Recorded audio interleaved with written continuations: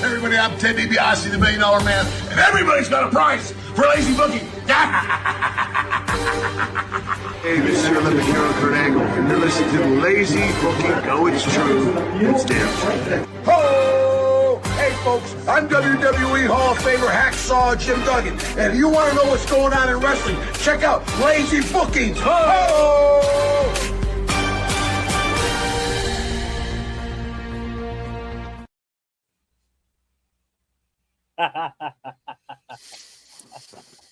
What's up, everybody? It's the Lazy Booking Podcast on A2D Radio, and we're celebrating 10 years of the Lazy Booking Podcast tonight. So why not go to the throwback intro? And it was funny because before we went on the air and I was trying to get it speed out, I overheard Maddie talking about the old studio and the Tito Santana picture. And I knew I was queuing it up, so I had to put it in there. So there it is. But no, we're actually going to roll the real intro now. Here we go.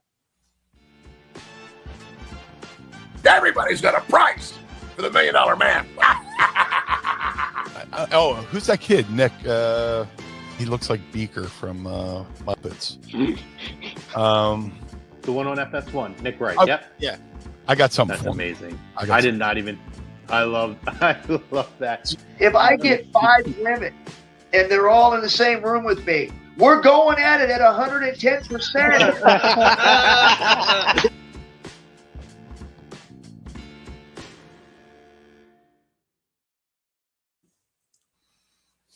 I had to roll dual intros because it's not an anniversary episode without Kurt or Ken Shamrock telling us that he's going at it at 110%. Top 10 moment, easily. Oh, my God. Tremendous.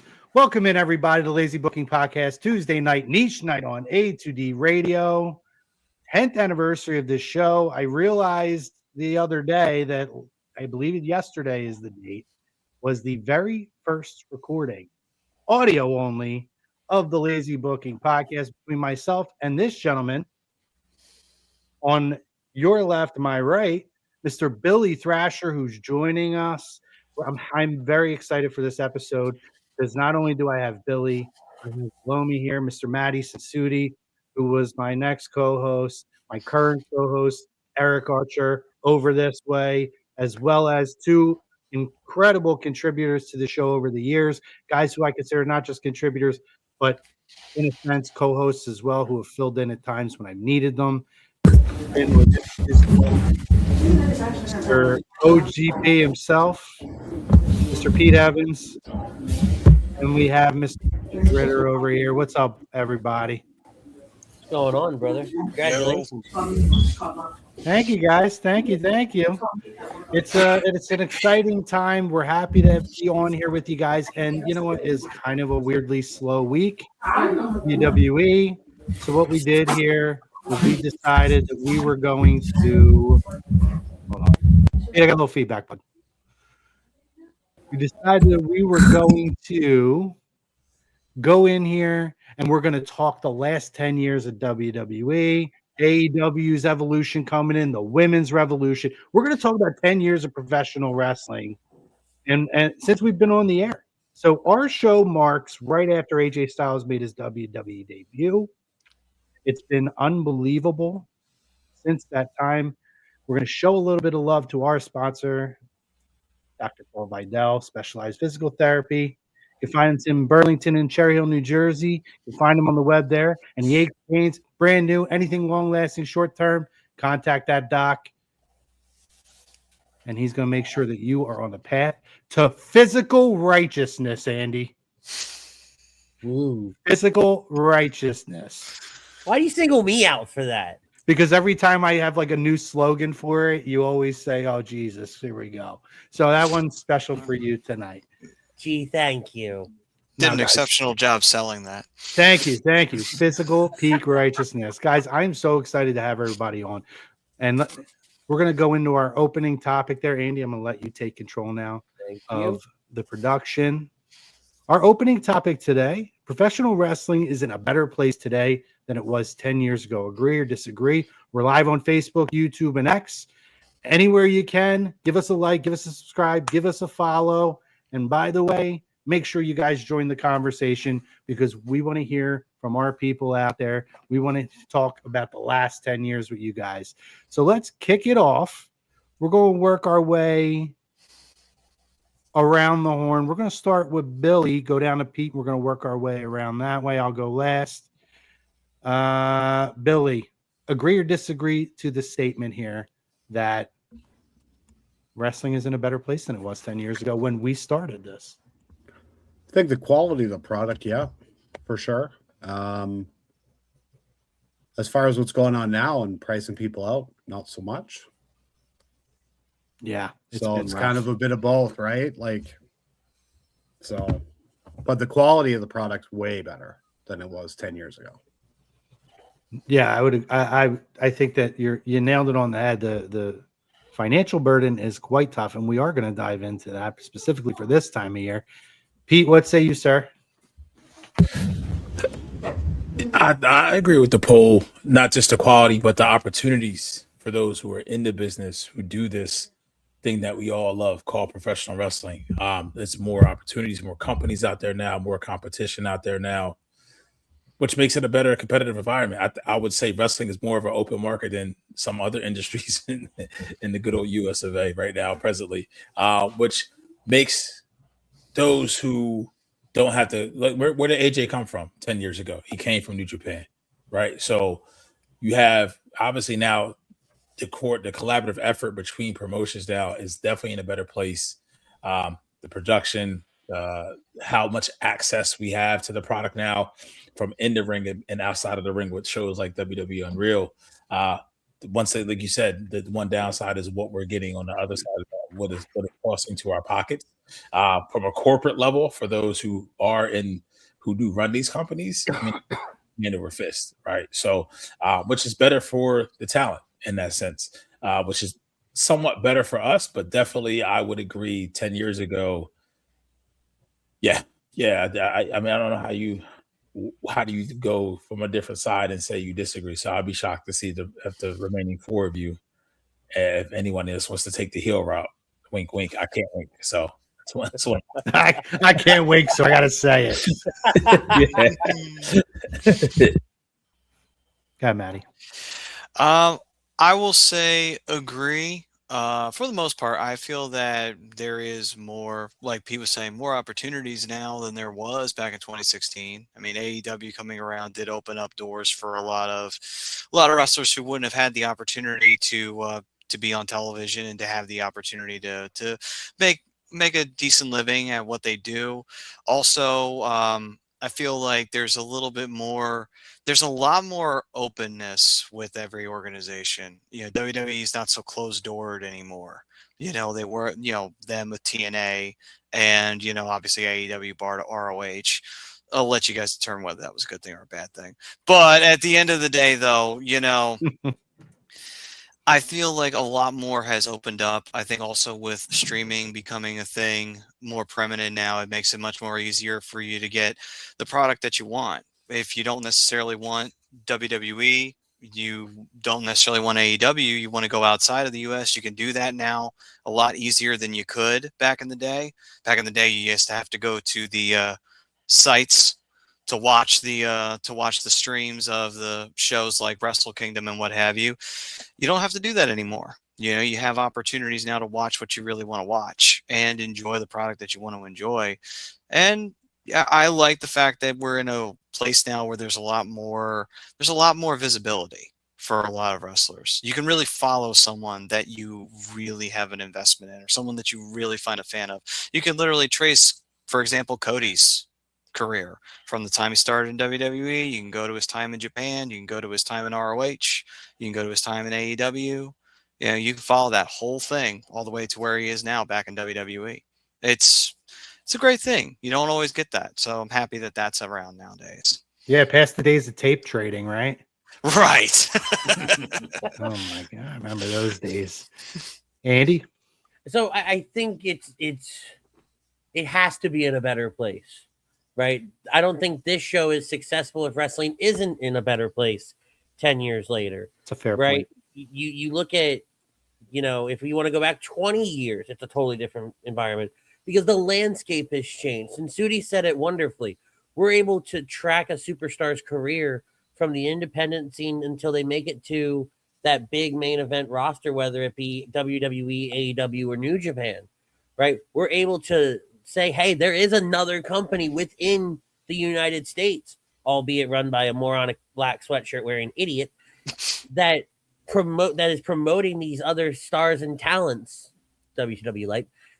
And then you also have access to New Japan, and you have access to stuff in the UK, and the doors. Again, Sensudi, again, thank you for taking all of it.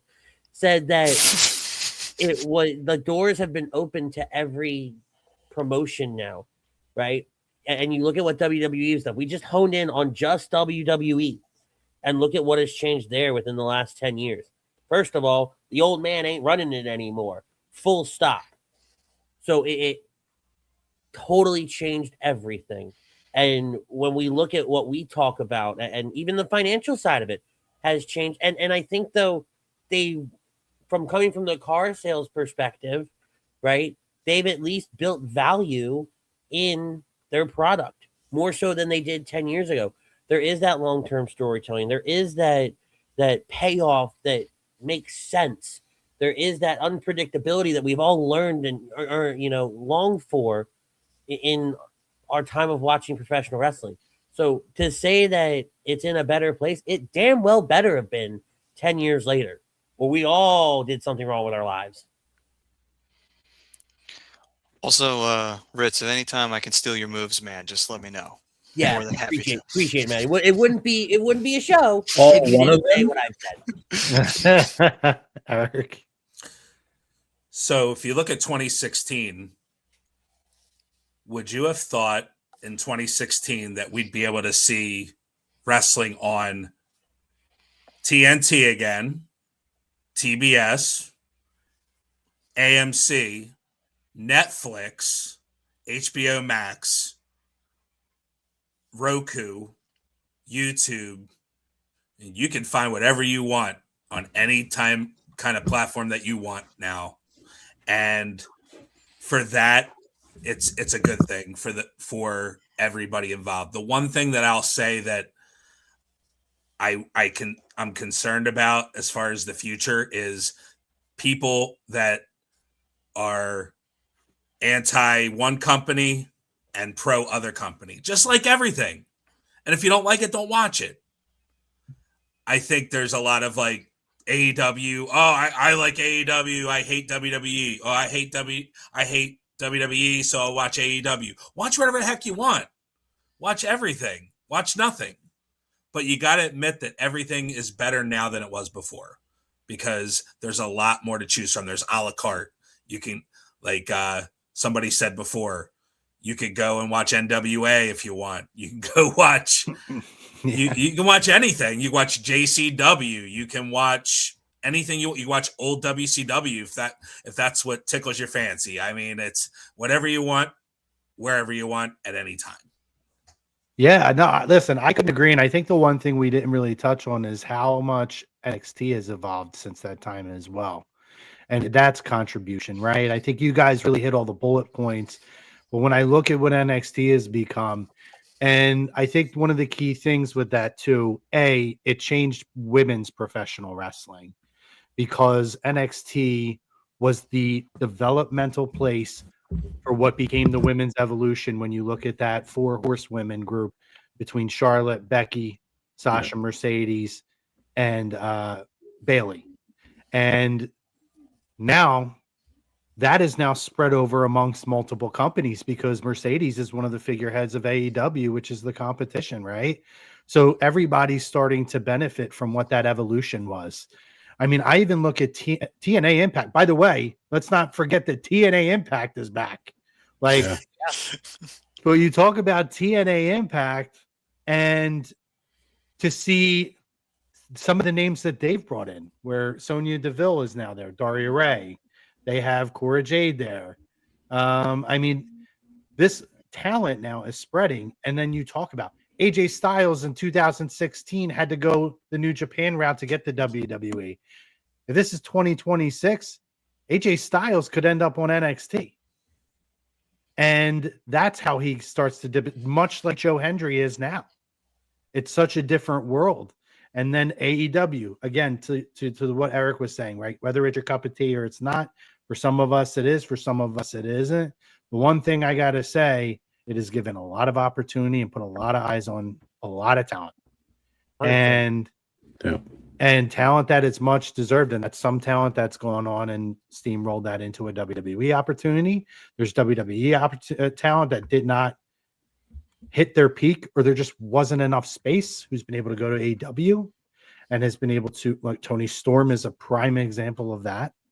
And then obviously you look at talent like MJF, who've become big time names in this industry at such a young age, and that they were able to go there and not have to grind longer through an indie, all through the indie company. So it's really become such a world. And I mean, the technology, like you guys nailed that on the head. I mean, NWA is running and for the most part thriving at this point. We've talked to, we've partnered a couple times with NWA, promoted their events, had their talent on here. It's been awesome. And Billy Corgan, with what he's done with them, has made the NWA. No, they're not like the major player that they used to be, but guess what? Hey, they're a breeding. They've worked with WWE in some smaller opportunities, and it's a place that a lot of talent is going to start and get an opportunity to get their feet wet, grind their teeth a little bit before they get to an AEW, a TNA, and so on and so forth. Hey, LA Knight was there right before he went to WWE. Nick Aldis, who we talked to. We had Nick Aldis on this show when he was the NWA champion. And you look at, you said Joe Hendry, right? Look at everything we've talked about, technology, opportunities, right? Being able to see things from overseas. Joe Hendry isn't sitting as the NXT champion today without that, because he really starts getting that come up with What Culture Pro Wrestling in 2016. So the last 10 years have really shaped that man's career, and look at what he is now. Yeah, absolutely. Without a doubt. And just to speak to the women's side of it, 10 years ago, for a female superstar to want to tap into life outside of the ring, that was almost a death sentence for a career. Now you can have a kid and come back and almost feel missed. There's way more, even from the IWC and us, it's more relatable to these superstars, what we're seeing in this medium that they perform, and they entertain us as human beings, right? And that's kudos to the human decency side, even under the old man somewhat, that to allow that to happen, right? We see you spoke about those who we may see, like we just saw Royce Keys, Powerhouse Hobbs debuted on the Royal Rumble, but it's also given opportunities. I know we talked about AJ. It's also given opportunities to guys like Cody, who was there for 7 years in WWE, left in 2016 around this time as Stardust, said, listen, I'm going to bet on myself. I'm going to become undeniable, and did that. Started a competitive company. For whatever reason, that didn't work out, and now look at him. I mean, to me, he is this Ric Flair of this generation, from the look, the way he carries himself as a champion, inside, outside of the ring. I mean, hell, it's Black History Month, and he's damn near honorary brother, Raheem. You know what I mean? So, wondering when that was coming up. I mean, but 10 years ago, just that wasn't there, right? And like Andy said it so well, it's like if it wasn't successful 10 years ago, we weren't here now, we wouldn't be doing this show. So it's still giving us something to talk about. It's the gift that keeps on giving. Yeah, look, and I know we're going to continue the conversation real quick. I want to pop this up just because this is my guy right here. We got a hey guys. He says it's me, Bray. Yeah, we got that child security going on. Love it. It's Billy's son, who I love him, and he's become he's become a big boy at this point, like almost a little grown man, which I love. Yep. So I want to make sure I say what's up to Bray. I love you, buddy. I hope you're doing good. Keep up with the bowling and everything else. Want to get that in there before we move Love on. me some bowling. We'll get to the other comments too. I just Bray's like our little OG original fan. So Oh yeah, he was chomping. He knew I was doing Friday. this, and he was chomping at the bit. He's like, "Can I Can I join?" I was like, "No, man." Like, yeah. Well, hey, I'm glad he's on commenting, and we I know. appreciate you, Bray. We love you, pal. He's named after Bray Wyatt. That is correct. We were talking about women's wrestling, and it reminded me of something. So the weekend I met you, Chrome, I kind of found this today, and I don't know if you know what this is. Is that the thing that had all the tickets in it? That is the travel package. I still have it. I kept mine too. Funny story about that is that weekend. I don't know if you went to it, but we were talking about NXT. They had an impromptu show that got announced. I did go to that. Did go. Okay, good. I was there too. I have 2 uncut tickets from Ring of Honor that I did not go to for that NXT show. And we were there till like what, 1, 2 in the morning? Yeah. So Vince had to buy the building for 2 days. But they had Sasha and Charlotte, and I still think it was probably the best women's match I've ever seen. Yeah. And I think if you go on WWE Vault, that whole event is on there now. Oh, I'll have to look for it. And that's another thing. You bring up WWE Vault. Yeah. Me and Eric talk about this all the time. The fact 100%. The Vault on YouTube has so much, like you don't even have to necessarily subscribe to Netflix if you don't want to, or Peacock, or wherever the hell all this stuff is. Wow, you guys have to subscribe to like 5 things, don't you? Yeah, you got everything on Netflix. Billy's in Canada, by the way, in case you guys forgot that. If you couldn't tell. But that what was monumental about that was the first NXT so that was their concept show. If we do this, can it draw for like when they started to do the NXT, what was the paper? I don't know why I can't think of the takeover. The takeover event, and especially adding it to Mania weekend. That was their concept show. And it was awesome. It was really awesome. But yeah, Eric, the whole Bolt thing, right? You talk about this all the time, how that's been such a huge contributor these days. Yeah, there's so much on there. And the other day they had a house show from, I know we're talking the last 10 years, but I love when they pop up stuff from like MSG in 1991. Oh my God, great. Like Hulk Hogan versus The Undertaker and stuff like that. It's so awesome. It just like brings you back to my childhood at least. But yeah, there's all kinds of stuff on there. Stuff that there was the stuff from there's old promos they show when Ultimate Warrior was and Jake the Snake Roberts were working out the stuff at the casket. Him in the coffin, and they show like behind the scenes, and Jake's like, "Don't worry, brother, we got this," and like and he's all freaking out. It's awesome. If you haven't seen it, you gotta check it out.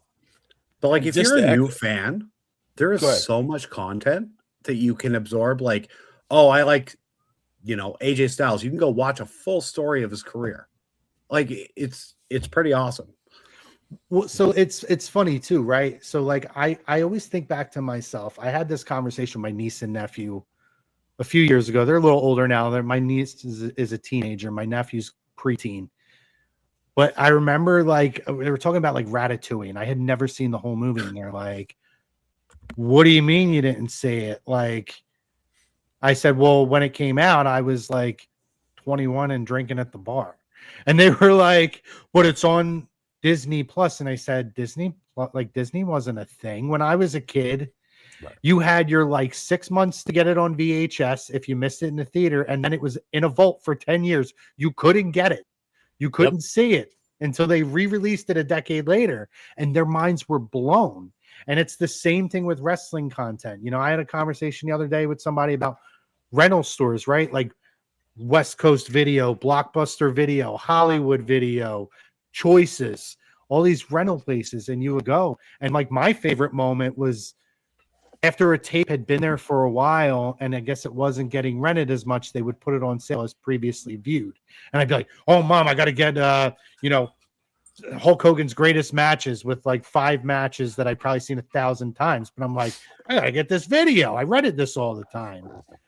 Like it's so different now because everything is literally at the tip of your fingers.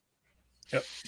Well, But it can draw conclusions to if Cody cuts a promo to a kid that's 10 years old and he references his time to Stardust, he doesn't have to go through the efforts and the lengths that we had to. When it sounds like we tell our kids we used to walk to the snow in school. We used to walk to the school in the snow. Like, we have to be at Blockbuster at 4:00 when they put out the new releases and see this. No, it's just right there, and it's the melding of generations together. I remember like times where like if you didn't have the DVD of it, because that was the other thing you had to do. If you weren't getting the tapes, you would have to go to the shop to go get the DVDs and hope that it was there. And if not, then I remember going on to like YouTube or going on to any place I could to see a full match of just anything, you know, from back in the day or even from Japan. And it would just be like, well, the only way I can watch this is that, or you might find a seller that might sell you like Japanese or Mexico wrestling DVDs. If you were lucky, you could find those for cheap, you know, and that was how you had Berlin to do it. Farmers Market, baby. That's what you had to do back then. You didn't have a choice. The bootleg guy over in the corner of the farmers market. Yeah, Sunday morning. Yeah. Well, and I like Billy had brought up if you're a new fan, but look at like the 6 of us, right? If we want to go back and relive, you know, the 80s or the 90s or the Attitude Era or Ruthless Aggression, right? Like there are times where I'll sit back and I'll just go, because the matches don't hold up all that well, but I'll go watch some of the old promos from when I first got into wrestling, you know, or watch a Stone Cold Steve Austin pop in Philadelphia, right? Bringing out the beer truck or the Zamboni, or, you know, just insert any moment here. Like when he comes back and beats up everybody in the Alliance. One of my favorite videos to watch, right? You can do all of that at the tip of your fingers and you can find everything. So it not only does it let you as a new fan come in and learn and be engrossed and be able to pick up on what's happening, but as old fans, we're able to go back and have those nostalgia moments. And, you know, if you have kids like Billy, you know, you've got a son, you can show Bray what you grew up with and share in those moments together. Yeah, exactly. Very cool. I can age myself. I've actually been to a closed circuit live event. See, I could have. I was old enough, but I didn't. I got into wrestling around WrestleMania 5, I think, was my first Mania that I watched. So I watched it a little bit before, but my first vivid memory is WrestleMania 5. But was that a closed circuit event? No, WrestleMania 5 was a pay-per-view by then. Okay. Now, to your point, right? We just did that. Like, this is 2026, even compared to 2016, where we were able to sit and say, hey, we're going to watch Royal Rumble 1992, and we're going to give you to the second. And no matter where you are, you could tee it up to the exact second, hit play with us, and we were all able to sit and watch along and have a conversation between me and Eric and the folks who were chatting with us about exactly what we're seeing at that moment from something that was 33 years ago, 34 years ago. It's wild. It really is. Yeah. I actually kind of find it hilarious because I remember have you guys, do you call them PLEs? Because I don't. I can't. Like, it feels weird. It's hard. I have to when I'm hosting. I'm coming around. I think that's why, because we're doing shows. Yep. Me and Eric now we're into the habit, I think, of calling it a PLE. It's sorry. It's like when WWE switched from WWF. It took forever for me to switch. Like, I'm still saying WWF. I don't, and then all of a sudden it's like natural. All right, WWE. I'll catch myself. Wild. Yeah, I'll catch myself saying, like, sometimes if I'm in a casual conversation, I'll call it a pay-per-view. Hey, do you guys want to come over for the pay-per-view? I don't say, do you want to come over for the PLE? But when I'm like I said, when we're talking on here, especially, it is now second nature to say PLE, but it is very weird how when this is going, it's like switch on, switch off. And then when I'm talking to Eric or Andy or whoever privately, like pay-per-view just comes out just as natural as PLE does when I have this on. Right, because you're just trained to say it. I mean, hell, the wrestling games back in the day literally had you create a pay-per-view. So you've been trained since almost birth to say pay-per-view for the event. Yeah, and it's like it's like trying to call X or Twitter X. Like I'm only now getting used to calling it X. How many times, Eric, since we've been doing this since May, since we brought the show back, and Andy, this anytime even before that when I was doing this, every time I went to reference Twitter or X, I called it Twitter or X or whatever the hell it's called. That was like my slogan because it's immediately how it came out to me. Twitter or X, whatever the hell you call it, because I couldn't just be like, oh yeah, find us on X. I think I'm talking about like a dirty platform. That goes further too. Like you look at Daniel Bryan, Bryan Danielson. You look at Powerhouse Hobbs and what he's called now, Royce Key. Adam Copeland is still Edge. He's not Adam Cope. Right. I'm not calling him Cope. No. But that's the point, right? I'm still going to call Daniel Bryan, right? Because it's just force of habit for me because we did it for so long. Yeah. And I think when you look at how the wrestling, to loop that back into how the wrestling world has changed, right? It's the little things, it's the little nuanced things that really set a new tone and a new era for what, we watch and how we view things, right? Because it's not a pay-per-view anymore. It's a PLE, right? It's a premium live event because I got to go spend, whatever it is to get Peacock Plus or whatever the hell it's called now to have the event, right? Unless I'm, the happy Canadian in the corner up there, and all he's got to do is have a Netflix account, right? Keep rubbing it in, Skippy. VPN. Yeah, I know. Shut up. Sorry. How do you think Maddie watches New Japan now? Actually, NJPW World ass, but Shut up, man. I just want to pop a couple of these comments up while you're going. Absolutely. Got Brian. What's up, Brian Daly chiming in for Flyers Talk A2D. Duck suck. Thank you, sir, on the congratulations. I appreciate that. One of the best moments of my life.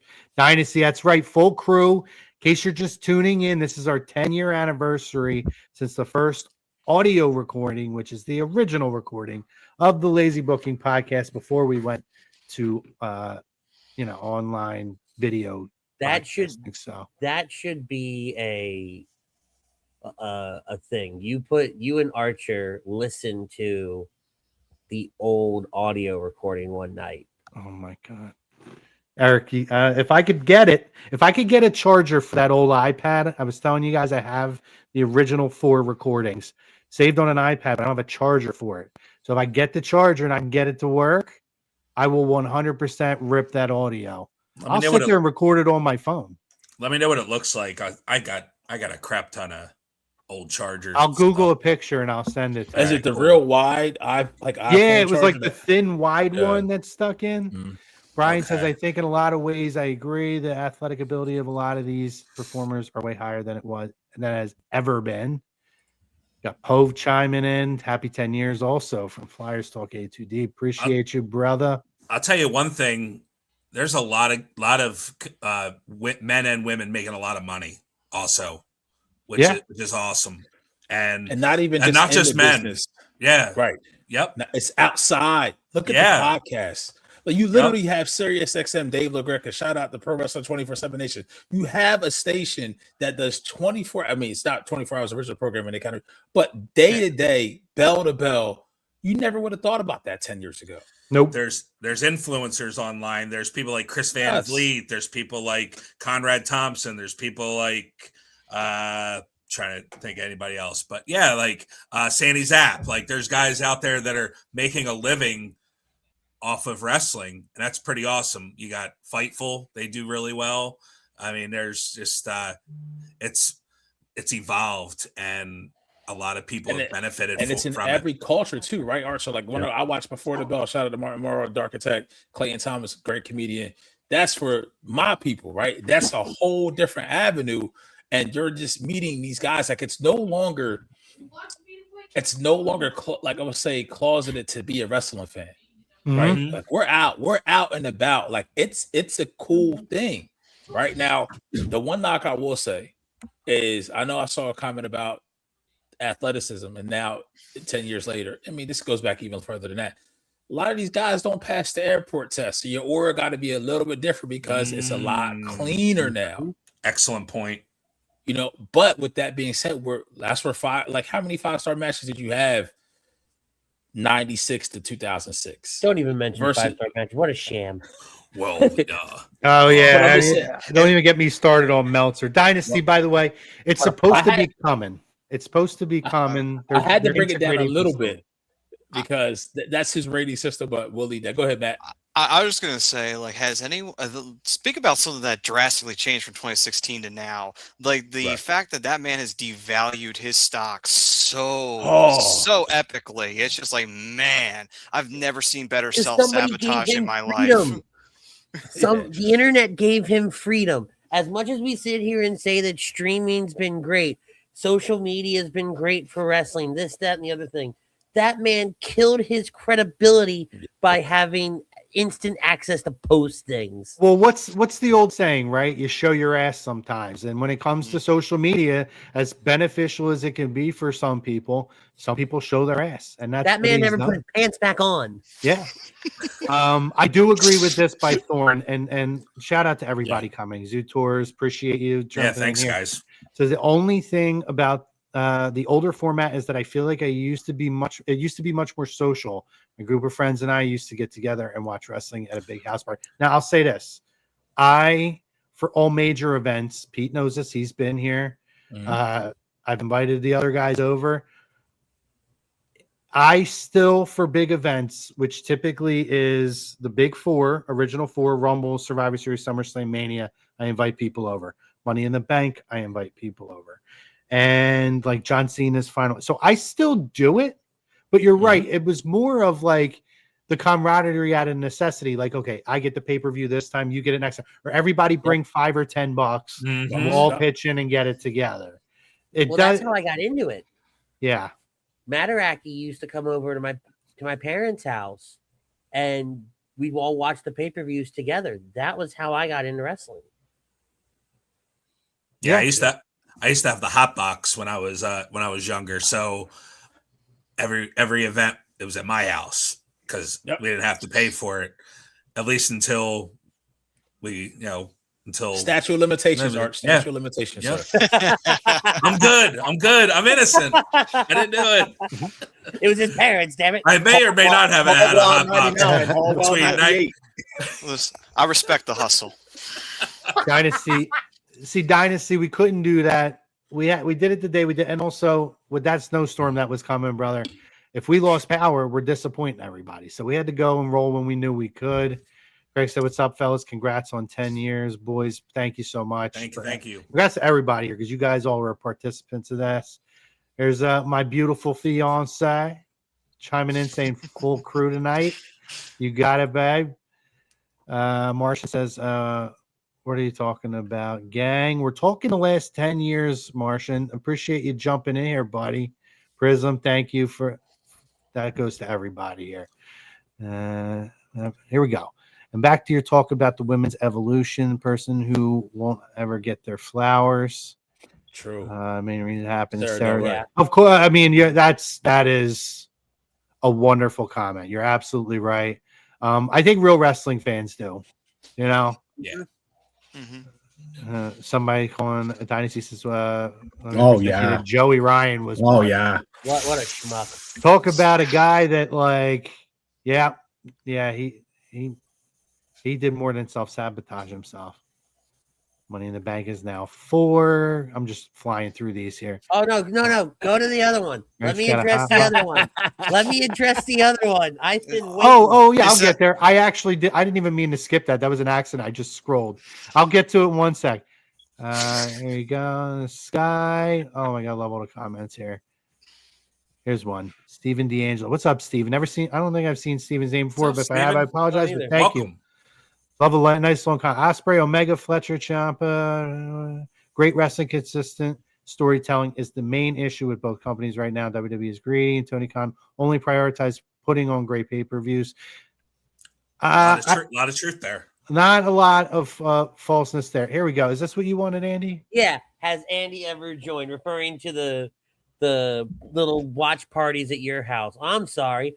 I've been no get your ass back here.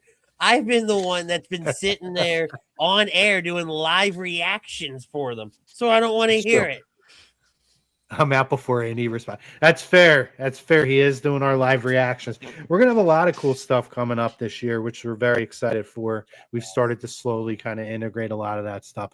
And that's what all these faces here, including Billy, you're going to see these faces again being a more of a bigger part. There he is. He's laughing. Yeah, it's been a little bit crazy over these last 10 years, and so many great points that are brought up here. Here we go. Tony Khan is playing. I got it. I love this one. Oh, go ahead. All right, you're clicking. Go ahead. Jesus. Yeah. Stop touching. Tony Khan playing the most expensive version of WWE 2K GM mode. I haven't been saying this since 2019, have I? Zoo Tours, are you trying to poke and prod the bear with Andy because he's gonna go on a tangent? Somebody give me my soapbox. Yeah. Speaking of that, you guys were flicking that comment on and off so much. I felt like it was an AEW backstage issue going on. Hey, and we've all come full circle. Thank you. No, that's good stuff. Yeah, we kind of it's interesting because we did touch on a lot of the different eras, right? Because I think the one thing we didn't talk as much about, I think that, but we've touched on it. We talked about Sarah Del Rey, but the NXT Black and Gold era and how important over the last 10 years I think this was to professional wrestling. And again, you're seeing it over both companies. Tommaso Ciampa, who I think does. I love Ciampa, and you know I'm more of a WWE guy. I'm not a hater of any company. I'm not one of those you got to be one or the other.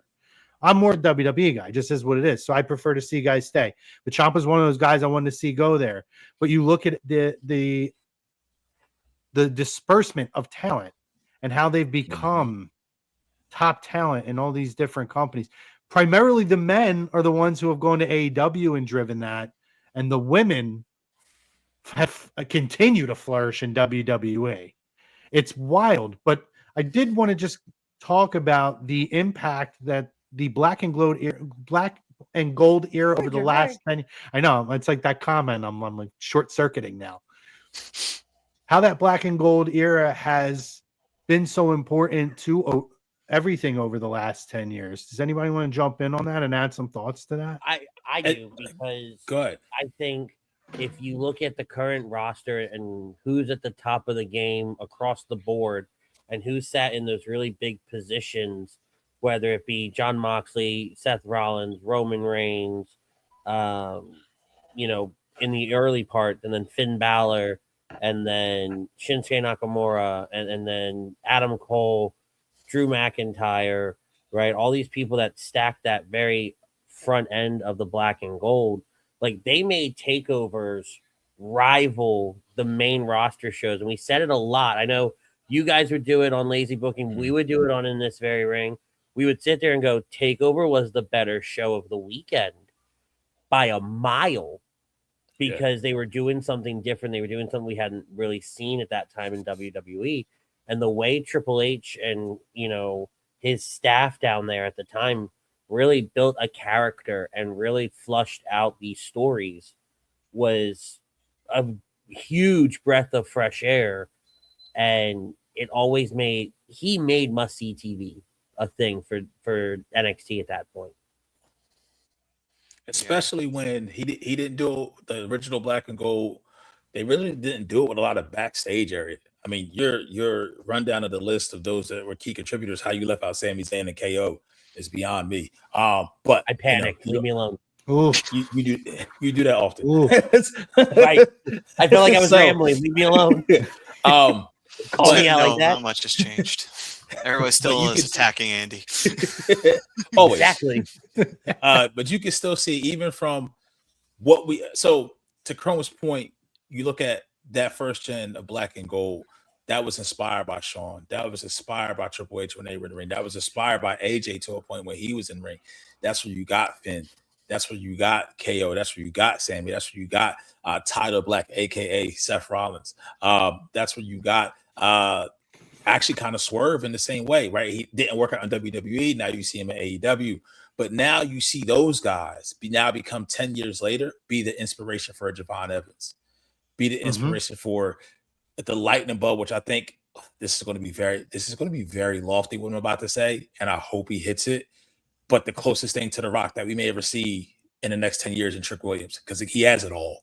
He Trick, the look. Oh my! Trick might be the I don't first. disagree with that. Trick might be the first. I was put on the limit. A lot of the males have done really well outside of that black and gold era, right? I'm saying talent that came after, but there was a big time lull. Yeah. I think Trick might become the biggest true NXT star to come out of there to where he is, and Braun Breaker, right? But Braun has the pedigree. Trick Williams came off the practice squad of the Philadelphia Eagles, and he might be one of the biggest stars of the next 15 years. And I don't even think we're that far away from that happening. Okay, so I thought I was going to reach, but then you look at Oba. There's another one kind of came into it, but if you look at guys who just have that work rate, like you talk about Nathan Frazier, you talk about his partner, I can't remember his name now, Axiom. The guy with the Axiom. But these guys, and they go, and it made it believable for guys like a Sean, like a Kurt, to inspire these guys, and now those guys are getting inspired by the guys who were inspired by those guys. So you can see it's just a never-ending chain. And while we don't have the black and gold, was just special, man. Like it's hard to kind of put it into words what it captured and how it made you feel. And then Morrow on the call. Oh my God! You go back and watch. God. Like I literally sometimes when Sammy beat Neville for the title, Mamma Mia! Oh my God! I think he was the we always talk about like an AJ, not AJ Styles. Why am I blanking? Who was the ECW announcer? Joey Styles. Joey Styles. Thank you. The Jim Rosses, the Jerry Lawlers, the Michael Coles. We talk about all these announcers and how they've been the soundtracks to these, some of these moments and some of these eras. That's definitely what he was in NXT. And you can't go back and listen to some of these moments without hearing that Mamma Mia, without hearing that. Him and Graves. Add Graves to that with him. Add Graves with him to that. Yeah, no, absolutely. Right. You throw Graves in there too. And some of these one-liners that they've had, and they're ingrained in some of the most pivotal moments of not just NXT, but I think every wrestling promotion. Yeah. A couple of things here first. With this comment by Dynasty, I got to tell you, me and Billy were at WrestleMania 31, the hat he has on for the heist of the century. I was in the crowd at WrestleMania 33 when the Hardys came back. I've been there I was there for the story. I've been to a number of takeovers, and to this day, I have never been in a crowd like it is going to an NXT takeover. It is as mainstream, indie, insanely awesome, wild crowd as you get.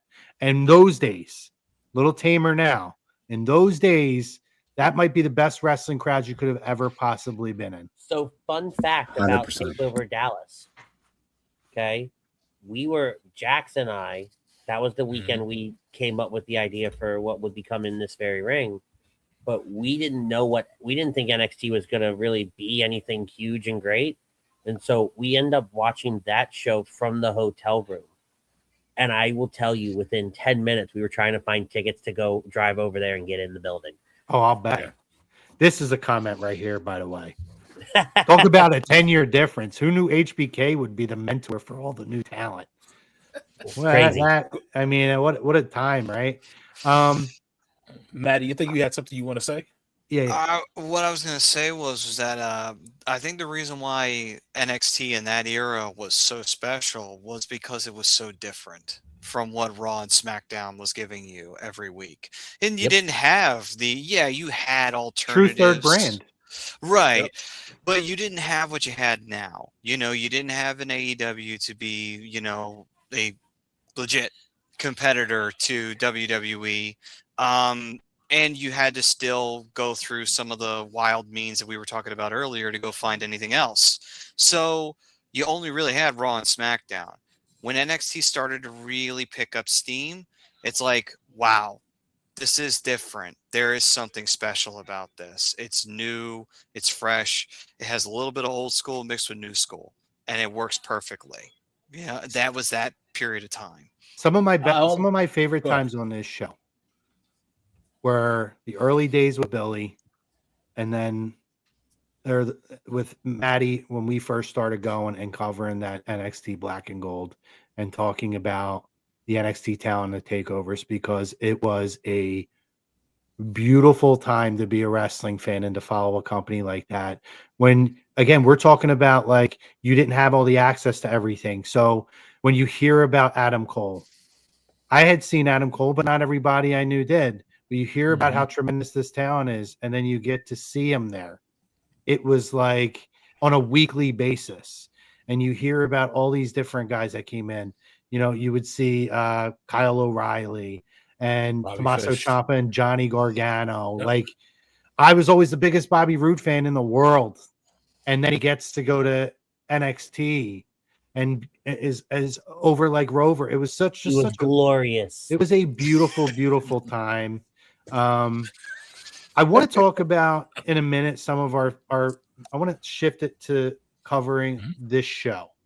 I do want to get your Mount Rushmores, and I want to just talk about our favorite moments of being on the show.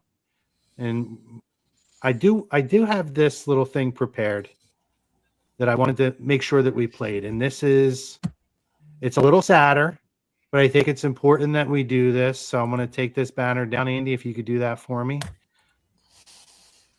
And I did want us to pay tribute, because some of them were guests on this show, alumni of this show, to some of the talent that we lost over the last 10 years since this show started. So we're going to launch this off as our little respect to the talent that we've lost over the last 10 years.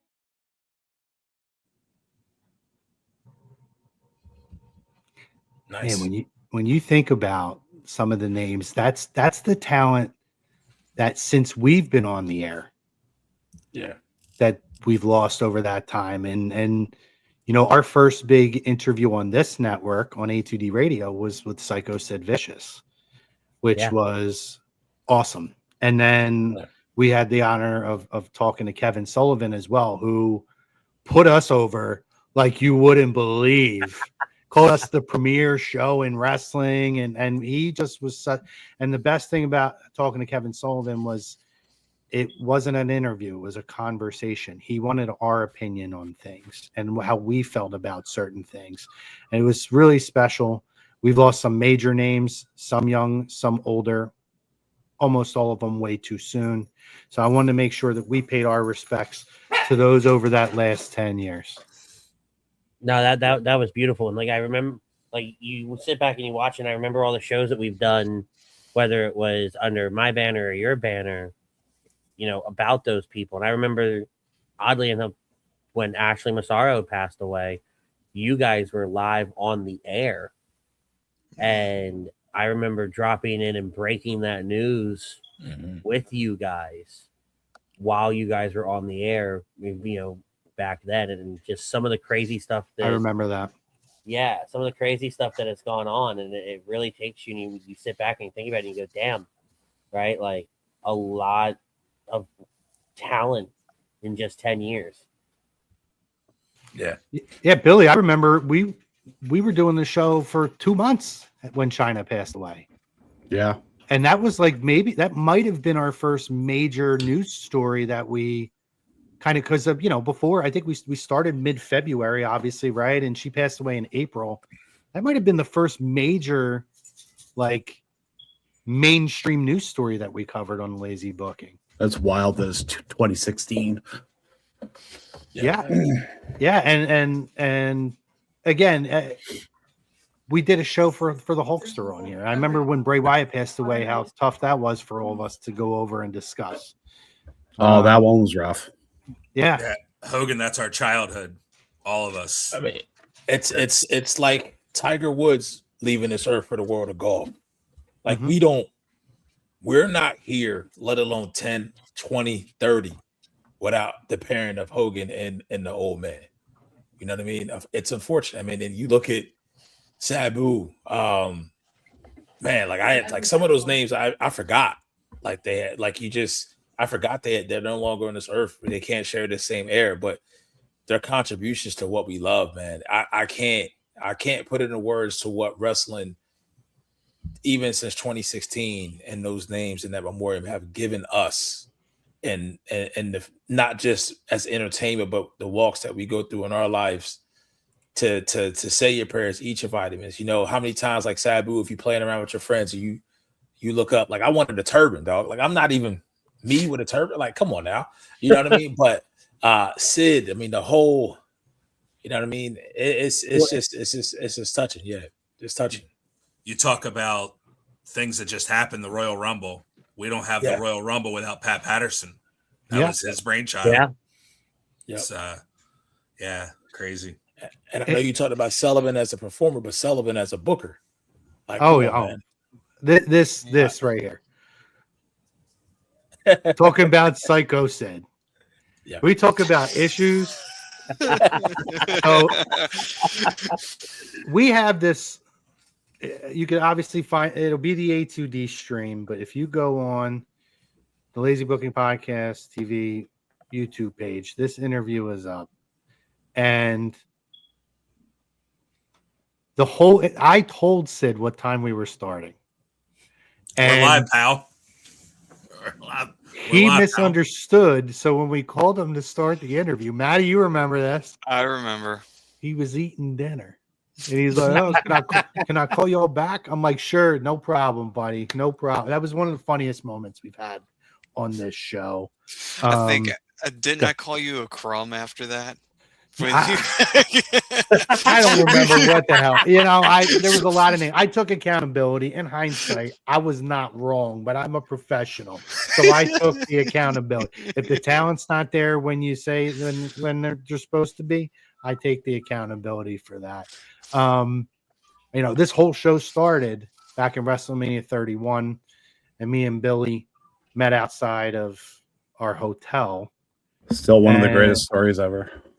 So, Billy, for those who haven't heard it, this is where the idea came from. Me and Billy became friends in San Jose, our hotel at San Jose, for WrestleMania 31. Just outside, time I was a cigarette smoker. I don't know if Billy, we was then. So we were just outside puffing some soaks and talking. Was it after Mania? It was after Mania, right? No, it was before. It was after NXT. I think it was actually right after NXT. Yeah, because all of us got back there 3 a.m, and I randomly go outside, melt there, because the guy I went with, he didn't really want to do much, so I was like, oh, okay. So I just we met what's his face, the guy from Ireland, right? Those 2 guys from Ireland, yeah, Chris, yes, yeah. So they'd always be outside, so I was talking to them, and then you came along, and literally you were asking if someone had a smoke because you had run out. Yeah. And you're like, I got to go find a store. All of a sudden, I don't know Chrome for nothing. We both hop into a cab and go to this random 7-Eleven that is on like lockdown.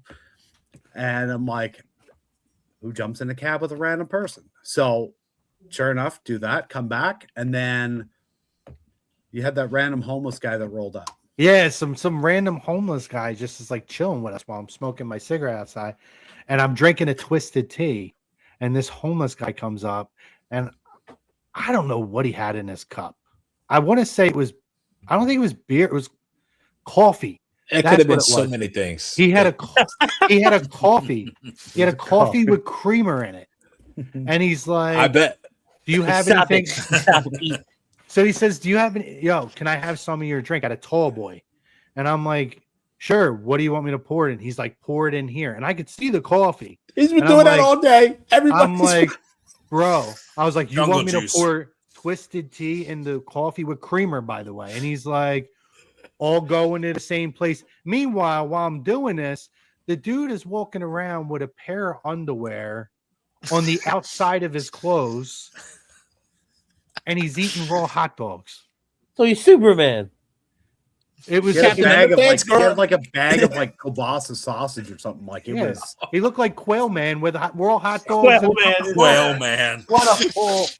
It was the craziest thing. And anyway, so obviously me and Billy are bonded from this, and then we stayed in touch. He messaged me probably 6 months later, and he's just like, I'm thinking about doing a podcast. I said, bro, I've been thinking about doing it too. And that was the birth of Lazy Booking. And one of the coolest things too is there was that moment, but also in that hotel, me and my buddy were going to an event. I think we were going to Access, but we jump in the elevator, and three people jump in the elevator. I'm not paying much attention because I didn't really watch it at the time. Ronda Rousey was in there with us. And I didn't even really notice at the time. I was like, so once my buddy's like freaking out because he was a huge UFC fan at the time. He was like, do you know who that was? And I didn't even really pay attention. I was like, no, he was like Ronda Rousey. So we knew she was there. And then obviously we saw what happened that night. But yeah, it was a really cool experience. Yeah, I mean, and it was so much fun. We did audio versions. So you guys asked me about the story of Tito, which I would like to read. I want a reprieve on this episode, and I would love it if you guys joined. We did one of our first episodes, and I think I have the audio for this one too, Billy, is we did an Intercontinental title, greatest Intercontinental champion ever. Me and Maddie did one of these before. I think what did we do? European champion We or did something? the European title because I have the European And we belt. did the all-time jobber too. Yes. Me and Maddie did a couple of these tournaments. So we got into it, and I never knew I had an animosity for Tito Santana, to be candid. Neither did I. We're doing this tournament, and they're like, it's like Triple H or Tito Santana. And I don't know who Billy had on there. But he did have Alicia Hope Ross, who shout out to Alicia. I hope you're checking this out. And if you're not, Billy, tell her to go check it out at about the 102 mark. Shame. Yeah. Alicia was one of our early contributors, kind of co-hosts as well. She was awesome. But they kept putting Tito through. And I'm like, why is Tito Santana going Strike over Force, like baby? So like I got this, like I started getting like I'm forgetting I'm on a podcast at this point, and I'm like arguing at why Tito Santana should not be going over people. And then that turned into why Tito Santana sucks. And then it became this whole thing where I'm like, I'm just totally ripping Tito in every opportunity that I could possibly have to try to get these people to. And I think maybe in hindsight, 10 years later, and I may be realizing this now, part of this might have been a rib because I fed it to them, but they kept putting them through. And so I told them from that day, and I stuck to my guns. I will destroy Tito Santana every opportunity that I get, and I still do it to this day. And I had him on the show, right, Maddie? You have, because we I was just interviewed him. about to say that. Yeah. Let me tell you how unlucky Tito Santana is. Here we go. Do you want full screen for this? You want Tito Santana, if you want. Tito, no, don't do full screen. I want everybody on it. But Tito Santana, we get him to come on the show. The night we get him on the show is one of the worst storms ever. Mm-hmm. A freaking show. We get a power outage from the storm. We lose Tito. We end up getting back on. The show never makes it to YouTube because of it. And the only reason the footage of it exists, because now Facebook actually eventually removes all those things, is I was able to rip the video, and it is on the Lazy Booking Podcast page. But I have that original video or interview with Tito, and I did challenge Tito to a match at WrestleMania 34. I challenged Tito. I might have gave him a few flowers, though. Didn't he have a gimmick where he was the Matador or something? El Matador. Yes, the Pace Bacani. I remember distinctly asking him that question too. He was like, "Why did they change your gimmick to El Matador and still called you Tito Santana?" And he's like, "I don't know." He hated it. He hated it, by the way. So I listened to a podcast with Bruce talking about when they changed him. They sent him to bull riding school for like several months to learn to be a matador. Like that was like legit. Yeah, they did. Turned him, yeah, it's crazy. I think he told us that. By the way, Dynasty, neither. I was going to ask that when you. I'll take Tito over Brett because at least Tito was willing to come on the show.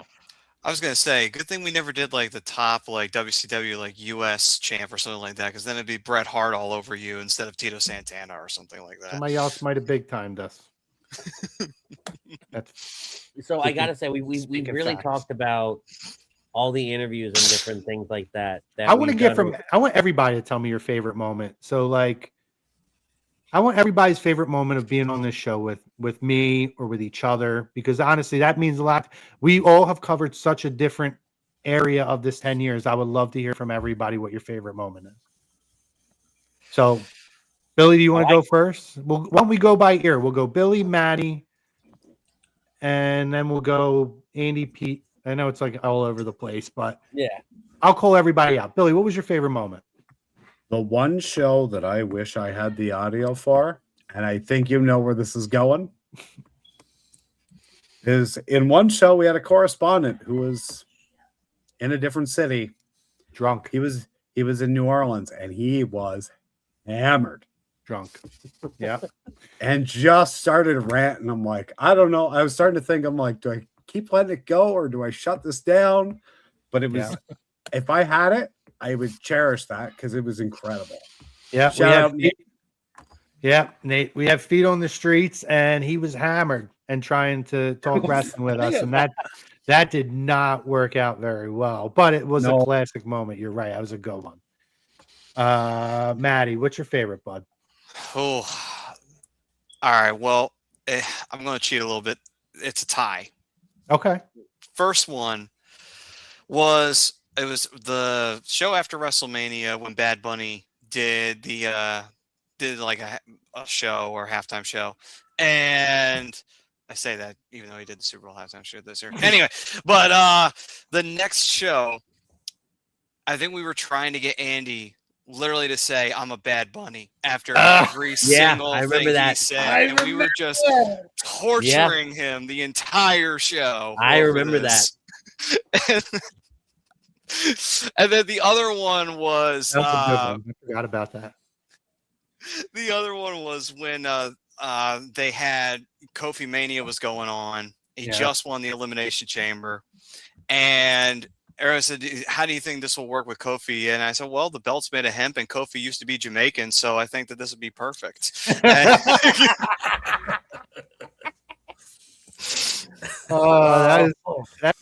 good pulls, Maddie. I love that. Andy, what's your favorite time being on with? So I have to say it. I don't, and it's the Ken Shamrock interview, number one, but mostly because of the stuff that happened off air leading up to the Ken Shamrock interview, where Sinsudi and I are terrified, and we're sitting in the background waiting for him to come in, freaking the hell out because we're like, this man will kill us. This man can legitimately kill us still. Yes, but it was one of the greatest interviews. And then the Larry Zbyszko interview was my favorite. Also because we had a snowstorm.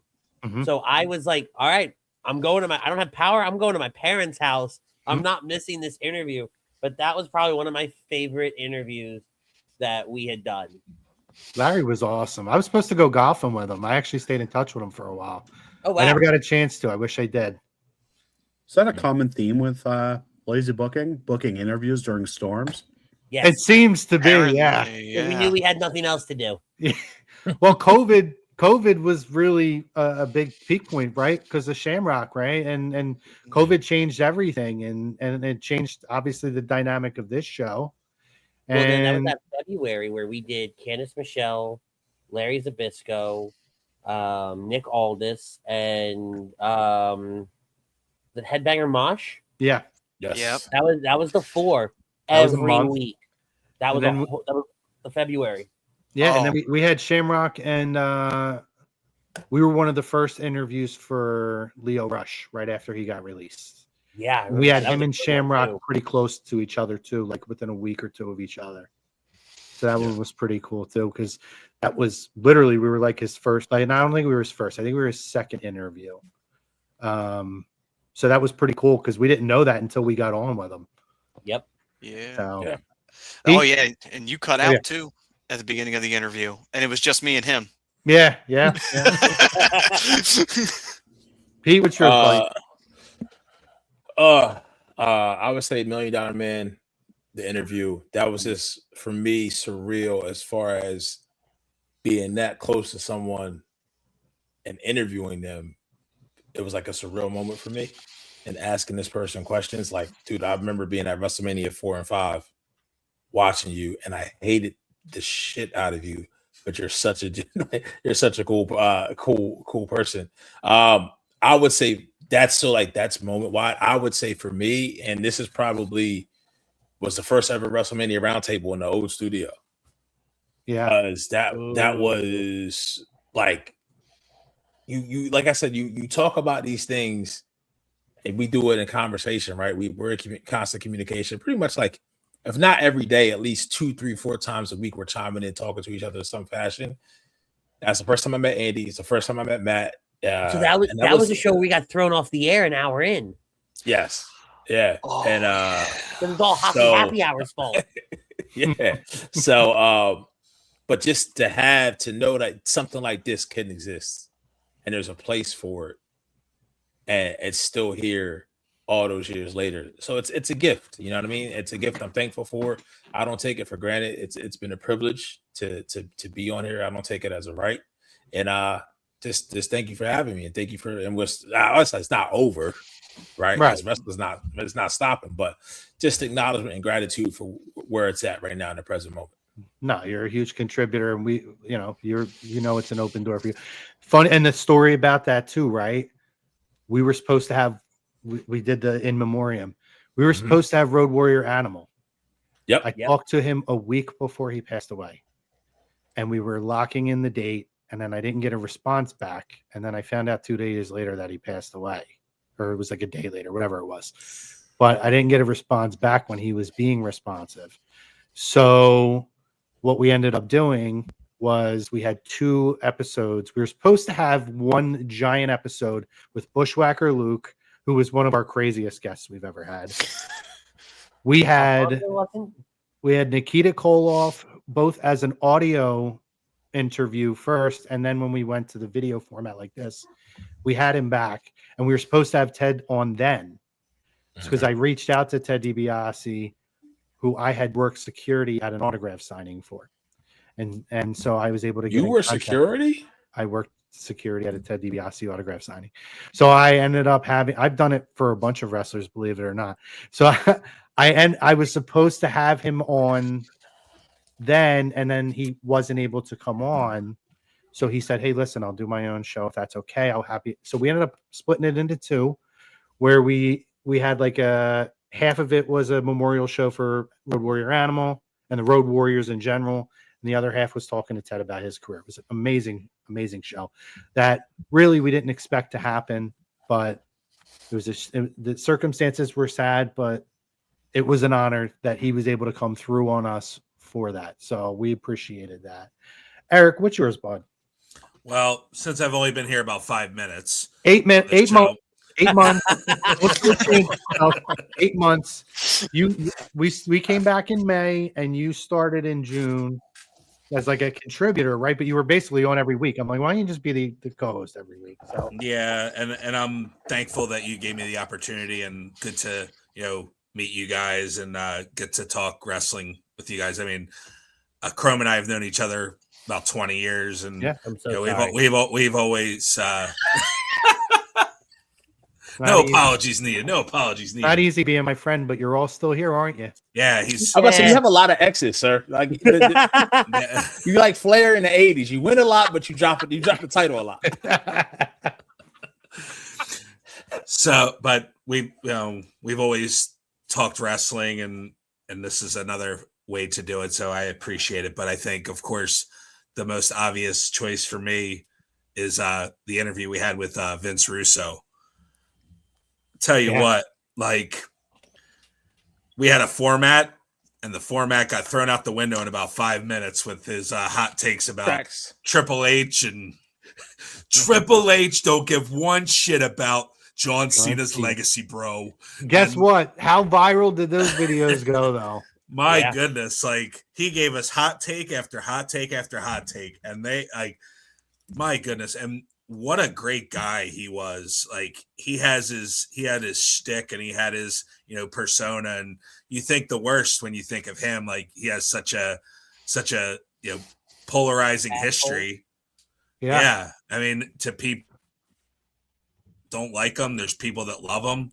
I mean, the experience that Crum and myself had with him, nothing but glowing things to say about the man on a personal level. Just great guy, and we still have a relationship with him, and we hope to have him back on the show sometime this year. I was just floored how professional he was, on time. I think he was talking stuff about sports with us, and stuff like that. And I know he just went through some stuff with his dad. I think he's back on the show this week on his Coach and Bro. So I'm glad his father's doing well. But he was fantastic. Yeah, I mean, listen, whether you agree or disagree with him, our experience with him, it was amazing to have somebody who, whether you agree with them or not, is willing to speak that truly openly and honestly. And I will tell you, when you talk to the man off camera, he's not a different person, but he is incredibly friendly and respectful and complimentary. And he opened a door for me and Eric to continue to work with him. We didn't ask for that. He said to us, anytime you need me, let me know. So he's a great guy. That was one of my probably greatest experiences of talking to a guy who's had that much of an effect on professional wrestling, who was in an in-ring town. It was awesome. Awesome. I got to be honest, guys. For me, I have memories with all you guys, and you all touched on that. If I'm going so I'm going to take personal memories with you guys out, because you guys really hit on probably really mostly all. Although I will say, Billy, the one we missed was the first Lazies.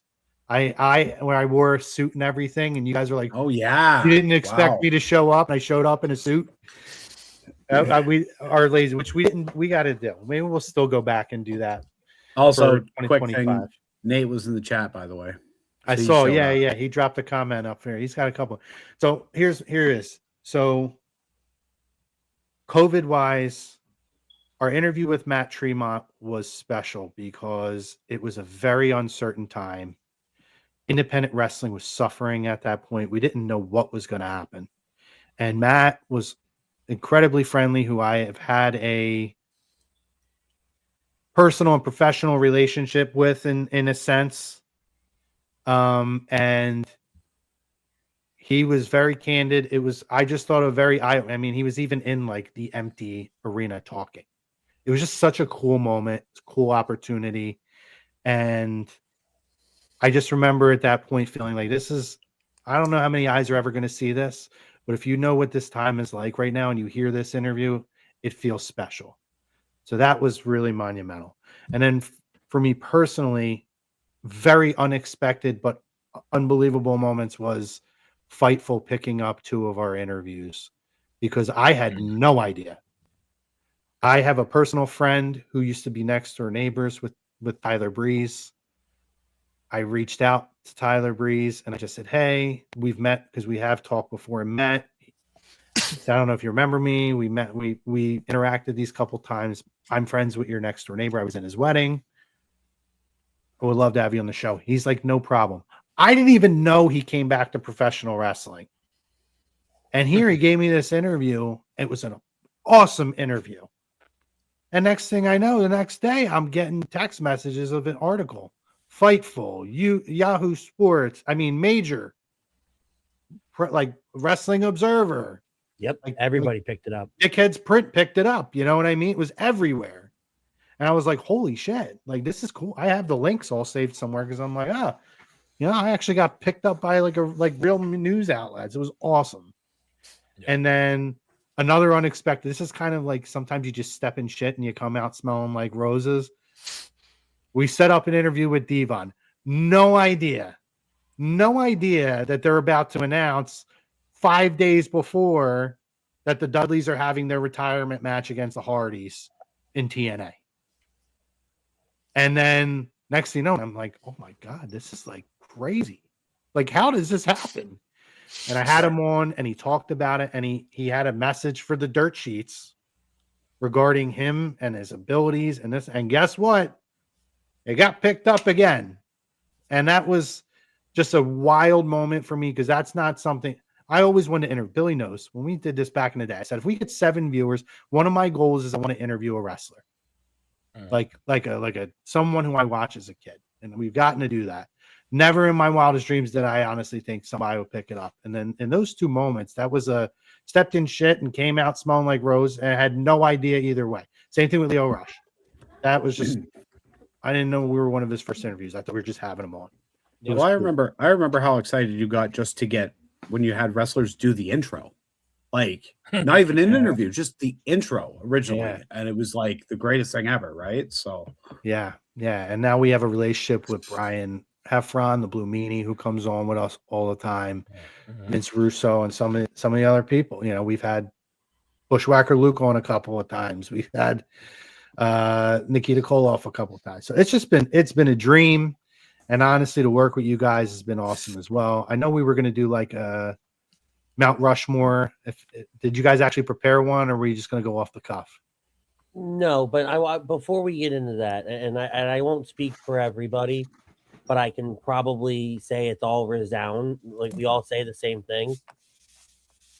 You guys, Billy and Chrome, you guys laid the foundation for what would eventually become what Lazy Booking is now.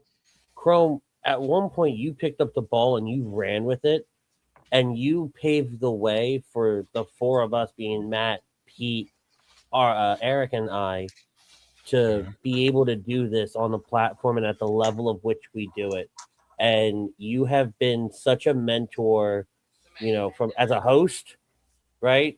You've been a mentor as a friend. You've been a mentor to all of us. And we've all been in that foxhole together over these last few years and really have worked hard to make wrestling something huge on this channel, to where people like a Dynasty, like a Don, like you think of all these guys that have, Marsh and all these guys that have been through our chats. They remember these moments. I'm sorry. Speaking of this guy, look at this pulling out. Yeah, that's a thing. But you've created an environment for us all to come in and really do something that we never would have imagined that we were able to do. And huge shout out to Tom as well for having HUD Radio. But from a wrestling side of things, you really did pave that way. And you really did lay that foundation. And you always made sure that when you got an interview or you had something big or there was something big going on, hey guys, I'm doing this. Who wants to be a part of it? It was never, I'm doing this by myself. This is, how do I get the rest of you all to come on with me and share in this moment and be a part of this? Like, I did interviews of people I had never heard of before, solely on the fact of Chrome said, I want you a part of this. Right. And when we have had our big moments in this very ring and what we've done, you were like, I want to be a part of it. I want to help you guys succeed and I want to help you guys get better.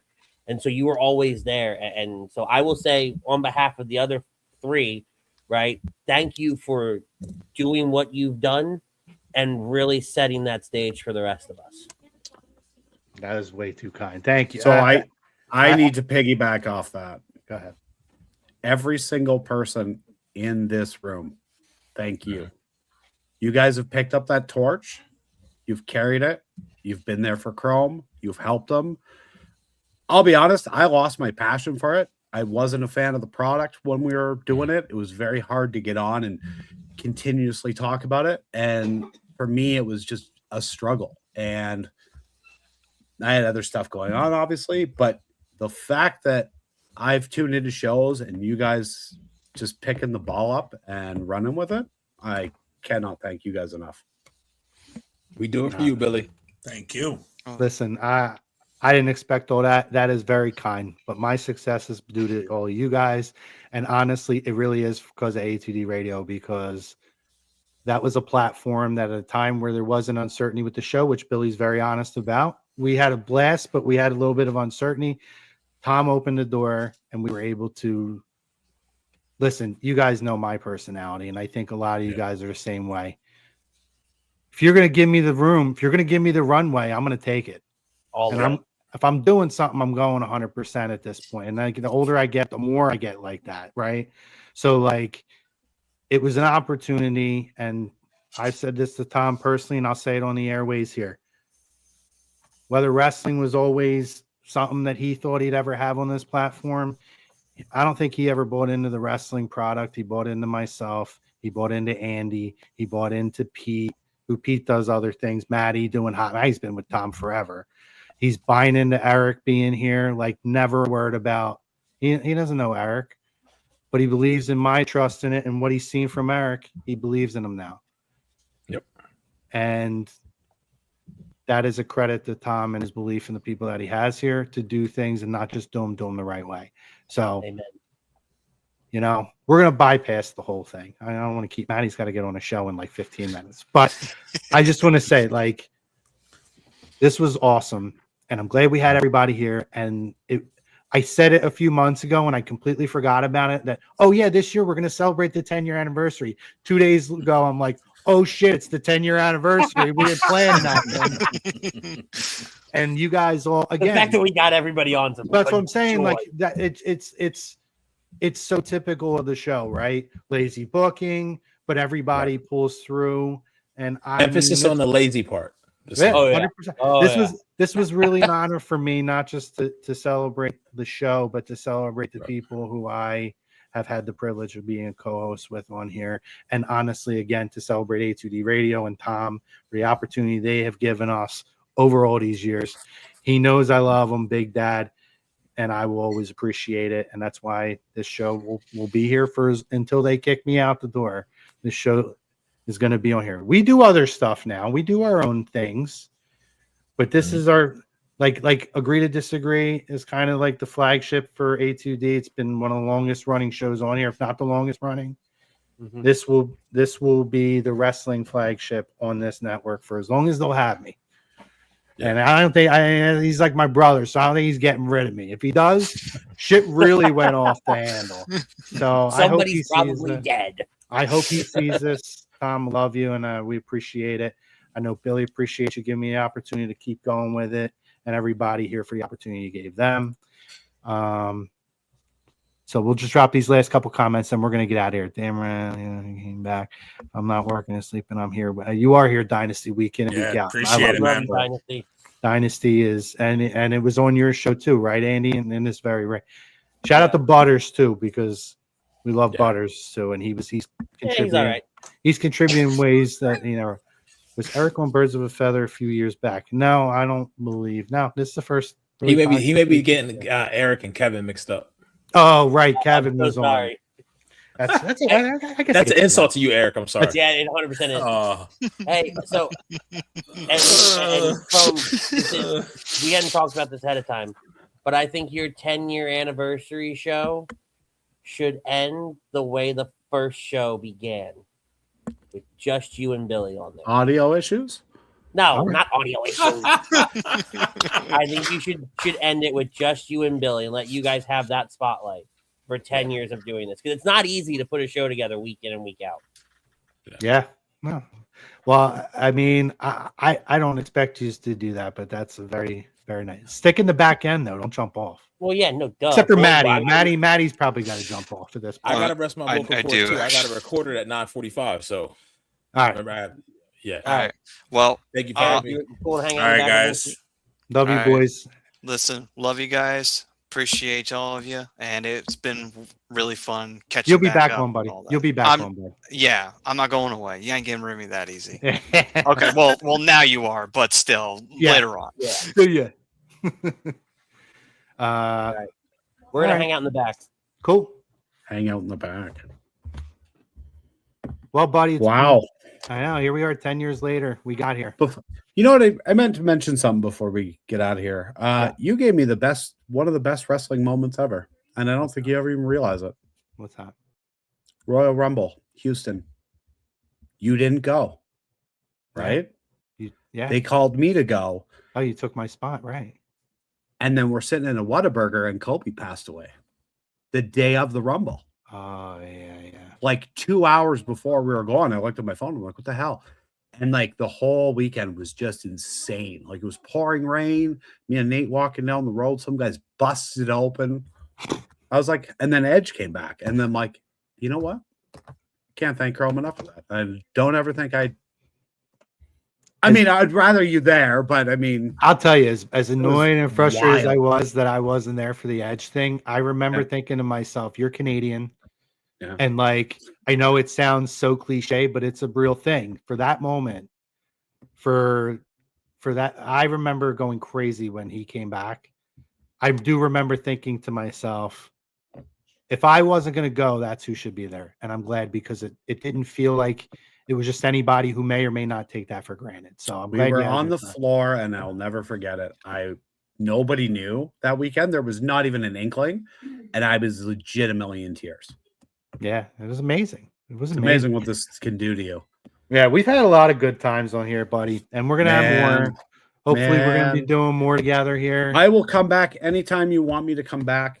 We'll get Mania having season. said that, I think I have a child that one's involved. Well, he's a big we'll fan. We'll see what we could do. Maybe we'll do something special around Mania season. He can pop one and contribute a little bit. We'll see. But We'll yeah, talk. We'll talk. As I said, it's been awesome what you guys have done with it. Thank you. One of my favorite parts was when Ritz gets unhinged. That's always good. So, well, part of it is when that's the moniker heel Chrome, right? I like to poke and prod and get him crazy anyway.